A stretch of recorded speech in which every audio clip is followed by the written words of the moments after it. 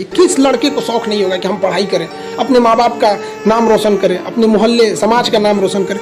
जितनी ज़्यादा कामयाबी होती है ना, लोग उतनी ज़्यादा गर्व करते हैं। छोटी सी कामयाबी होगी, माँ बाप खुश होंगे, थोड़ा और बड़ा कामयाबी होगा, पूरा मोहल्ला खुश होगा, बहुत बड़ा कामयाबी होगा, पूरी राज्य खुश होते हैं लोग। अरे हमारे यहाँ के हैं ये, जैसे अब मान के चलिए किसी का कोई अब्दुल कलाम, जिस जगह के वहाँ के लोग गर्व से कहते हैं हमारे यहाँ से अब्दुल कलाम है, कहते हैं कि नहीं। समय और समझदारी दोनों बड़े अलग अलग चीज़ है, दोनों एक साथ नहीं होते हैं। जब समय रहता है तो समझदारी नहीं रहती है, जब समझदारी आती है तो समय निकल जाता है। शिक्षक यही काम करता है कि समय रहते आप में एक समझदारी विकसित कर देता है और आपको यह हुनर सिखाता है कि आप दुनिया को करके दिखाइए, क्योंकि दुनिया सुनना नहीं देखना पसंद करती है कि आपने क्या किया। सबसे कमजोर विद्यार्थी खोजिएगा जो पढ़ने में बकलोल हो, समझदार को नहीं। समझदार बहुत घमंडी होते हैं, उन सब से दूरी बना के रखिएगा। लॉज में जो आपको सलाह देने आए ना, सबसे पहले साइड होइएगा।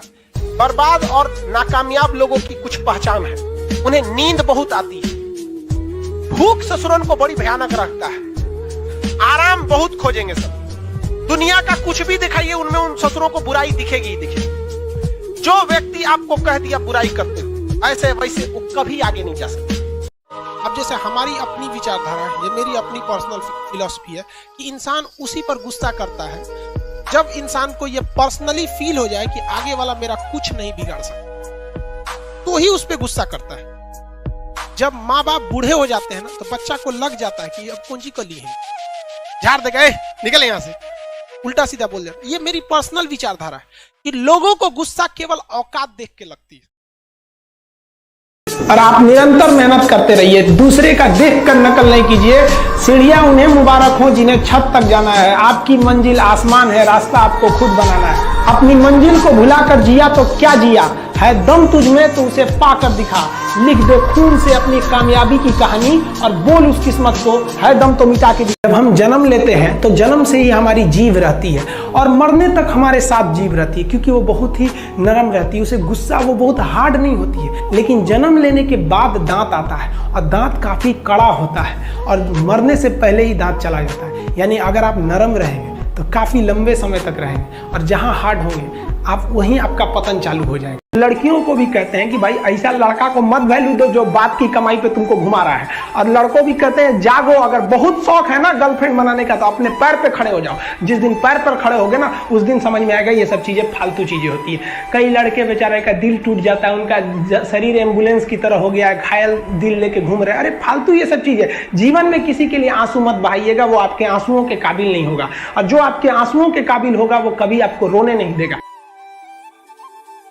देखिए जिंदगी में आपसे भी कुछ गलतियां होंगी, और गलती किससे होती है? जो काम करता है, मेहनत करने वालों से ही तो गलतियां होती है। निकम्मों की तो पूरी जिंदगी निकल जाती है दूसरों में कमी ढूंढते ढूंढते। देखिए सफलता और असफलता में थोड़ा सा अंतर है। सफलता आपका परिचय दुनिया के सामने कराएगी और असफलता दुनिया का परिचय आपसे करा देगी। इसलिए सफल जरूर रहिए।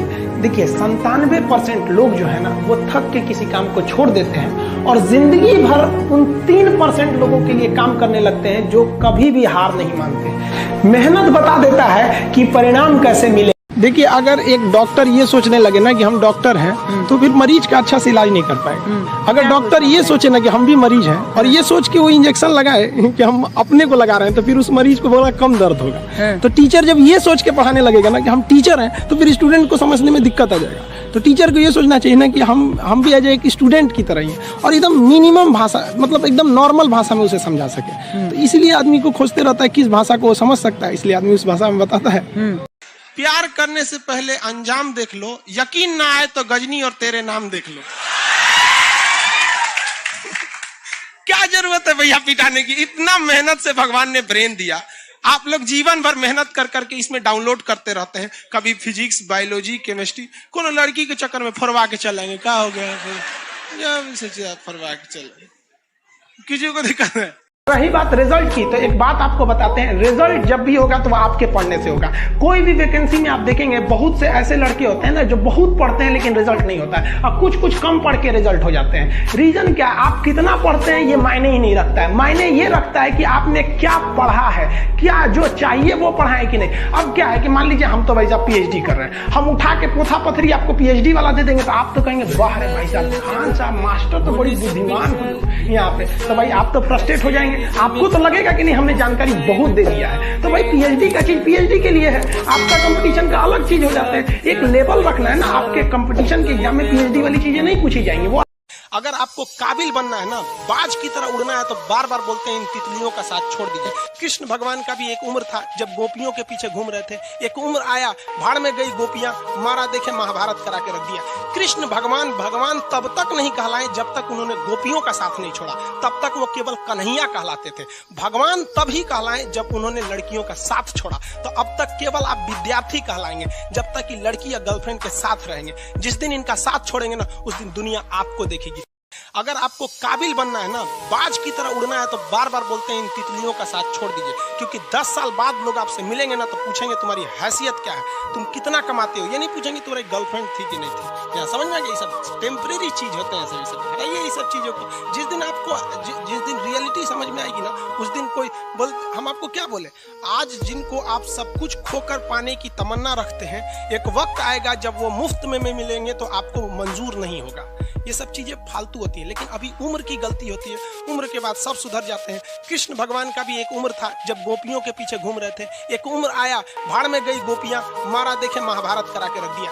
कृष्ण भगवान तब तक नहीं कहलाए जब तक उन्होंने गोपियों का साथ नहीं छोड़ा, तब तक वो केवल कन्हैया कहलाते थे। भगवान तभी कहलाए जब उन्होंने लड़कियों का साथ छोड़ा। तो अब तक केवल आप विद्यार्थी कहलाएंगे जब तक कि लड़की या गर्लफ्रेंड के साथ रहेंगे। जिस दिन इनका साथ छोड़ेंगे ना, उस दिन दुनिया आपको देखेगी।